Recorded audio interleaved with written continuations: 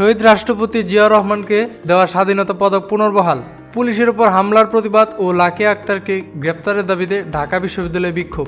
আওয়ামী লীগের যাবতীয় অপকর্মের বৈধতা দিয়েছে শাহবাগ, বললেন হাসনাত আব্দুল্লাহ। শেখ পরিবারের নামে থাকা সেনাবাহিনীর পণ্ড স্থাপনার নাম পরিবর্তন করে প্রজ্ঞাপন। পাকিস্তানে ট্রেন অপহরণ, সেনাবাহিনীর অভিযানের উদ্ধার 104, নিহত 16। মহাখালীর সাততলা বস্তিতে লাগা আগুন 1.5 ঘন্টার চেষ্টায় নিয়ন্ত্রণে। বিশ্ব স্বাস্থ্য সংস্থার তথ্য, 2024 সালে বিশ্বের সবচেয়ে দূষিত দেশ চাঁদ ও বাংলাদেশ। সড়ক দুর্ঘটনায় শ্রমিক নিহত। ঢাকা ময়মনসিংহ মহাসড়ক অবরোধ। যুক্তরাষ্ট্রের দেয়া 30 দিনের যুদ্ধবিরতির প্রস্তাবে রাজি ইউক্রেন। আমি আলোচনা করব না, আপনারা যা ইচ্ছা তাই করুন, ট্রাম্পকে ইরানের প্রেসিডেন্ট।